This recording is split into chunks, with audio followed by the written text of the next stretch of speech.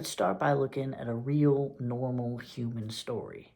My name is Ernie. I'm 21 years old, and I was born and raised in Cross Plains, Wisconsin. I'm currently double majoring in music and community and organizational development at the University of Wisconsin-Madison. I play the euphonium. I love birding, fishing, camping, foraging, pretty much anything outside. I love my family. I'm a devout Quaker. I go to service pretty much every Sunday.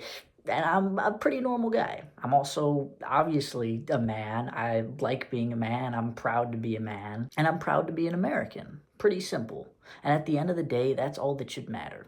But when I was born, the doctors saw that I had a vagina and they thought that I was a girl. So I got a girl's name, I wore dresses, I wasn't taught anything except that I should be a girl. So I was.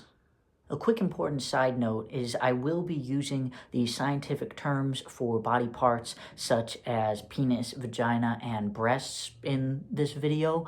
And I do that because, number one, normalizing using the correct terminology for these body parts actually helps prevent sexual abuse, and also because I know that it can be very uncomfortable to hear those words, and it is uncomfortable for me to say these words as well, and I think it will be even more uncomfortable in the context in which I'll be discussing them. And, that's just the kind of the way I was raised. You didn't really talk about that very much. It's considered very inappropriate, and I'm sure that's the way a lot of folks were raised. But part of it is this video is about the truth, and I want to tell you the truth in the truest way. And part of that truth is also just how uncomfortable it is, even just to hear about. And I just want to do that, and I want to say that because that's okay. That's part of this learning experience. Obviously, it just never really felt right. If you transform anyone who's a boy into being a girl, it's just not gonna feel quite right. At first, it was just the little things on their own didn't really mean much, because as a little kid, gender just didn't matter that much to me. I had way bigger things to think about, like learning how to play tag and finding out about dinosaurs. I had my priorities straight since day one. Gender just didn't matter very much for me growing up. Both pink and blue looked cool. I had pink and blue stuff, a lot more pink stuff than blue stuff. I wanted more blue things, but that wasn't a huge deal for me when I was really little. I was never into dolls or dress up or girly things, and I remember I had a Bob the Builder themed birthday party when I turned 2. I remember at a 5th grade sleepover, I was really excited because all the other girls got these big boxes with them, which I assumed were tackle boxes, so I thought we were going on like a surprise night fishing expedition. But then they opened it up and it was all filled with makeup, and I just couldn't wrap my head around why anyone would want to do that to a perfectly good tackle box. It was weird, but eventually acceptable that I didn't really like girly things like this because I could just be called a tomboy, which was fine for a while, but around middle school, this also didn't really fit who I was. Men watching this video, would you consider yourself a tomboy? No, you probably look more like a boy named Tom. Even a really masculine woman is still not the same as a man. Men watching this, you're obviously not just really masculine women. You're men, there's a difference. I was socially ostracized for this for most of middle school, and I was just really awkward and not very good at hanging out with other kids because I just felt that there was something inherently different about who I was. And that's definitely not uncommon. Tons of people are ostracized in middle school for all sorts of reasons. It sucks, but that's just kind of part of how growing up works.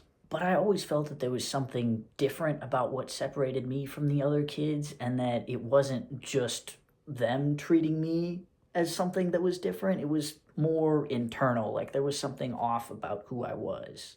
My own body also really started to bother me a lot too. I remember in cross-country practice, coach would always want me to wear, the proper cross-country uniform, but I was really insecure about particularly the more feminine aspects about my body, like my breasts and hips, so I wanted to wear much more baggy clothing. I had a rain jacket and like baggy rain pants that I wanted to wear over my uniform, just so that I could feel more comfortable. And I remember crying in in the porta potty before most cross country meets because I did not want to have to take off my big jacket and big pants because I just felt so uncomfortable in my body. And I think it's funny because coach wanted me to wear the proper uniform to prevent wind resistance, but I was never that good at cross country. I don't think wind resistance was the issue there. It's also important to note that fortunately I was completely off social media growing up. My parents were very strict about screen time. I wasn't even really allowed to watch most movies or TV shows, and definitely not the news. So I really didn't know hardly anything about the world outside of Cross Plains, Wisconsin for most of my life, which, of course bummed me out at the time because I couldn't see the same media that the other kids at school were experiencing.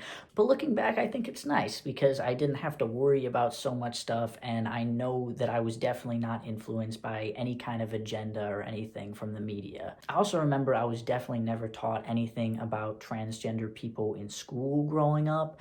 It was just a very sort of forbidden subject that was never brought up by any of the teachers. I was never told that transgender people had anything to do with me or the people I cared about, so I just didn't think it did. I knew that I was insecure with my body and uncomfortable and anxious, but I just assumed that that feeling was nothing serious and that it would eventually go away on its own. Another thing that you don't hear very much in the media is that it's not all bad. Growing up as a girl, not knowing why that bothered me so much and really hating my body was tough, but there were also lots of other things that I really enjoyed about growing up. And I've always been a pretty outwardly happy guy. I've always really enjoyed being outdoors, drawing, playing with my brother and my dog, Io's right there in the middle, and all sorts of normal kid things because while I was awkward and uncomfortable and confused, I was also still just a kid. And I know what you're thinking. Wait, so was he happy? Was he unhappy? What's going on here? And yes, it is complicated, but that's part of what it means to grow up and be human. Because I liked being a kid, but I didn't like being a girl. Just like how you can like being a kid, but maybe you don't like having to go to school all the time and being a student. So yes, it is kind of complicated, but when you think about it, it's pretty normal for a lot of things in our life, especially growing up, to be complicated, and that's totally okay.